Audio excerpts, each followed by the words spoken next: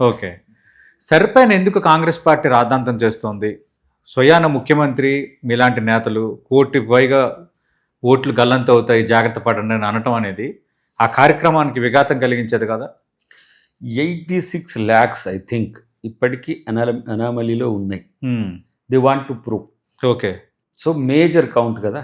3.5 crores-లో 86 lakhs అనేది వాళ్ళకేంది 2002 voter లిస్ట్లో sir తర్వాత మీద ఉందా లేదా అనేది ప్రామాణికం. జస్ట్ లైక్ ఇది కూడా ఎన్ఆర్సీ లెక్కనే. అవును. సో ఇప్పుడు వాళ్ళు ప్రూవ్ చేసుకోవాలి 24th వరకు. ఇవాళ ఎంత 9th. అవును. ఆల్మోస్ట్ ఆల్ మీకు ఇక 15 days ఉంది. అవును.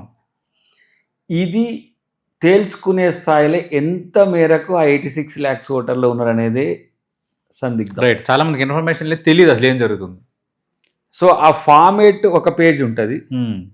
ఫార్మేట్ 1 పేజ్ని నింపడానికి బిఎల్ఏస్ ఎంతమంది సహకరిస్తారు, ఎంతమంది ఇంత షార్ట్ టైంలో. సో ఐ డోల్ డ్రమ్స్లో పడితే ఈ సందిగ్ధ పరిస్థితి ఎందుకు ఎలక్షన్ కమిషన్ తెస్తుందనేదే దాని మీద అభియోగం. నేనేమంటున్నా ఒక 1 year ఇయర్గా మీరు ప్రకటించండి. ఓకే. ఎందుకు జనగణన నడుస్తుంది ఇప్పుడు 27 March-కి మనకు వస్తాయి కదా. అవును. జనగణన తర్వాత 28 వరకు మీరు పెట్టుకుంటే 1 year ప్రాసెస్ ఉంటుంది కదా. ఒక్క ఓటు కూడా పోదు కదా, ఒక్క దొంగ ఓటు కూడా దీంట్లో ఉండడానికి అవకాశం లేదు కదా. ఓకే.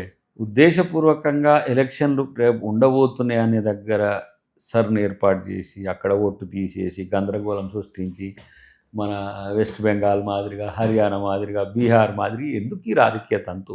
ఎలక్షన్ కమిషన్కి ఎందుకు రాజకీయాలు? Okay. That is one of the finest constitutional body, finalist constitution body. అవును. దొంగోట్లు ఏరేస్తున్నాము, డబుల్ డ్యూయల్ ఓట్స్ను ఏరేస్తున్నాము, సరళీకృతం చేస్తున్నాం అనేది ఈసీ ఇస్తున్న వివరణ. నాకు తెలిసి 26 lakhs వెస్ట్ బెంగాల్లో మీవి ఎన్నికల తర్వాత తేలుస్తామని వదిలేసింది. 26 lakhs. ఓకే. 95+ lakhs ఆడ ఉంటే అవును మిగతా అన్ని తీసేస్తే దానికి కూడా ఆధారాలు లేక తీసేసింది. కానీ 26 lakhsకు ఉన్నాయి ఆధారాలు, అయినా కూడా తొలగించింది. అవును. ఈ తొలగించిన వాటికి ఎన్నికల తర్వాత మీకు మేము నిర్ణయం తీసుకుంటాం అన్నాక ఎన్నిక అయిపోయింది కదా. ఆపరేషన్ సక్సెస్, అంతే, పేషెంట్ డెడ్ కదా. ఇప్పుడు ఇక్కడ కూడా రేపు 86 lakhsలో 20, ఇప్పుడు మా ముఖ్యమంత్రి గారు అనుమానం 1 కోటి వరకు పోతాయని ఒక అంచనా. దాంట్లో 25 లక్షల మందిని హోల్డ్ పెడితే చాలు. మరి 25 లక్షల మందిని నువ్వు 2018 ఎన్నికలకు పోవు. ఓకే. రజత్ కుమార్ స్టేట్మెంట్ చూడు, 25 లక్షల ఓట్లు తీసేస్తాడు. ఒక్క నియోజకవర్గానికి 15,000 ఓట్లు పోతాయి. ఓకే. దాకర్ ఎన్నితో ఓడిపోతాడు? దాకర్ 1800తో ఓడిపోతాడు. 15,000 ఓట్లు కాంగ్రెస్ పోయినాయి. ఓకే. అక్కడ బీఆర్ఎస్ మాట్లాడదు, బీజేపీ మాట్లాడదు. అట్లనే వాళ్ళ ఒక స్కెచ్ అట్లా ఉంటుంది కాబట్టి పారదర్శకంగా ఉండడానికి మేము కూడా బిఎల్ఏస్ని పెట్టుకున్నాం. అన్ని రకాలు చేస్తూనే ఉన్నాం.